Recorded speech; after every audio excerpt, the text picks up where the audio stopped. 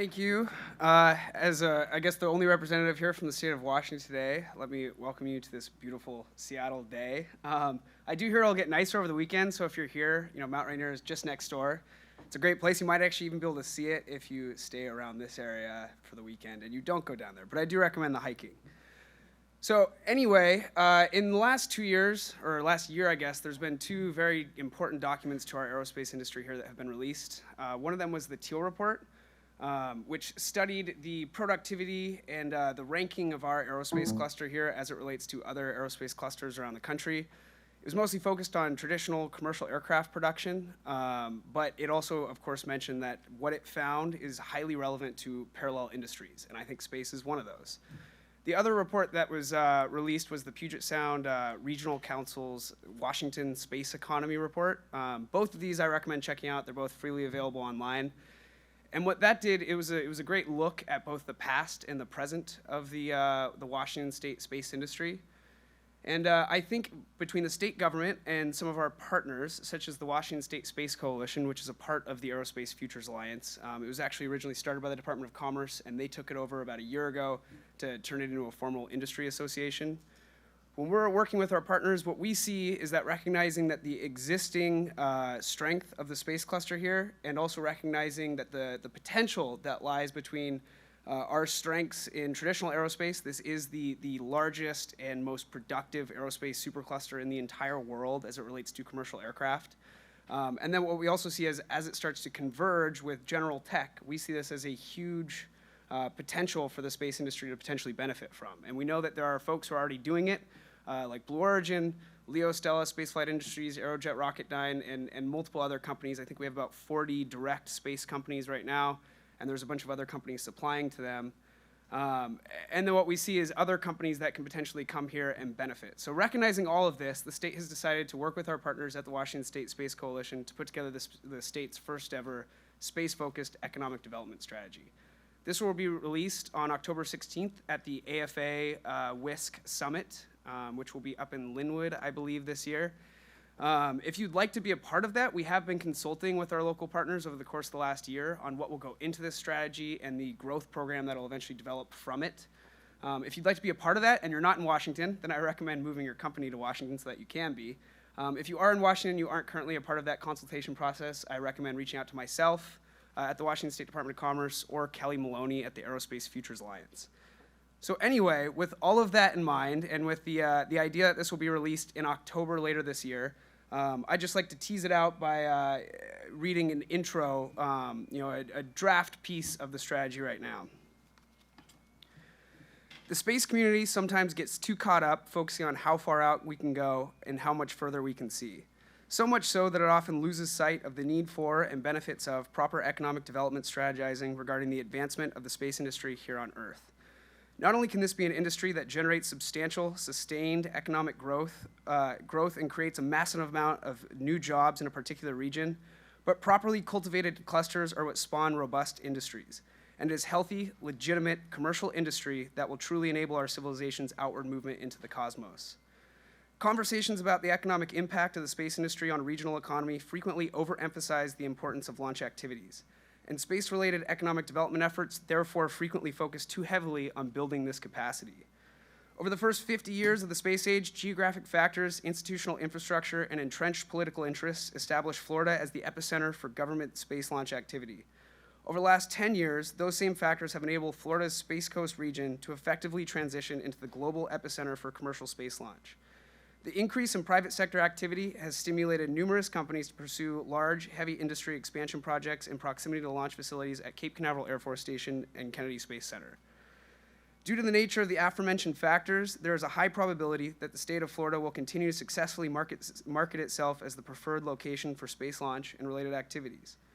Moreover, Washington State has a low chance of successfully competing with Florida for these specific subsectors of the space economy. It is important to understand this landscape going forward, both from the perspective of governments trying to build industry clusters and the perspective of companies looking for optimal locations where their businesses can thrive.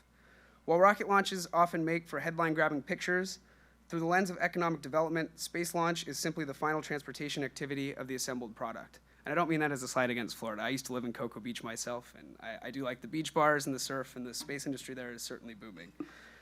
The portion of the space economy that regional economic development efforts should attempt to capture is in the design and production of space products and the business of space services. This segment of the space economy creates the most jobs, drives the most capital investment, and generates the most revenue. At the same time, when companies are determining where to site design and production facilities, decision makers should target locations that offer favorable business climates, proximity to customer base and supply chain, and perhaps most crucially in aerospace, access to adequate workforce in terms of quantity and quality. Companies should only disregard these factors when long-distance transportation of products to a launch site is prohibitively cost-intensive or logistically impossible. Regarding economic geography, Washington State is the commercial space industry's most untapped and undervalued resource at present. The commercial space industry is undoubtedly at an inflection point. Full utilization of Washington State's relevant economic assets could magnify this growth and propel the industry forward into a new space age. In formulating this strategy, the objective is to outline a path forward by which the state is able to realize its economic promise in this sector in order to achieve strong industrial growth and greater prosperity for all Washingtonians. Since the dawn of flight, Washington has been at the forefront of innovation in the aerospace industry, designing and building some of the most advanced and successful commercial and military aircraft, unmanned aerial systems, and space exploration vehicles the world has ever seen. Since its founding in 1916, Boeing has driven the growth of the state's aviation sector. Today, this aviation supercluster stands as the most innovative and productive aviation hub in the entire world, in addition to being one of the most formidable clusters in any industry anywhere. Commercial aviation has become a vital part of Washington's economy over the last century. While this subsector of aerospace will undoubtedly continue to be a pillar of the state's industrial ecosystem, it is crucial to begin locally nurturing the emerging aerospace subsectors that will drive the next 100 years of economic growth. Given its strength at present and future potential, space has been identified as a key subsector target for this focus. Spaceflight is the natural development from terrestrial flight, and therefore it was only natural that Washington's legacy in aviation would successfully develop into a thriving space ecosystem as well. Today, Washington's space cluster includes dozens of companies from every subsector of the industry. This cluster includes OEMs, upper and lower tier suppliers, launch service providers, space-related goods and services, and space data businesses. Some of those folks are here in this room, and I encourage you to go and meet them. In addition to space-specific suppliers, the state's massive end-to-end aviation supply chain includes companies that also do work in the space industry, in addition to many more companies that have engineering and production capabilities relevant to the space enterprise that could diversify into the industry with relative ease. Washington State has long been the global leader in the terrestrial aerospace industry, and the industrial output of its aviation supercluster has had substantial influence on worldwide transportation infrastructure and therefore the global economy as a whole. The overarching practices and patterns of the space industry will eventually closely mirror that of the terrestrial aviation industry.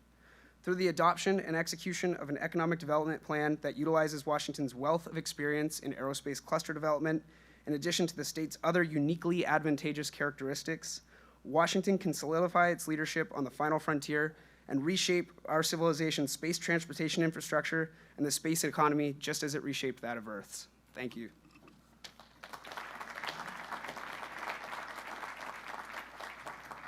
Are we doing questions, or if there are any questions, I'm happy to answer them. Though I will say about the strategy itself, most of that is still under wraps until the AFA summit in October. So, thank you very much.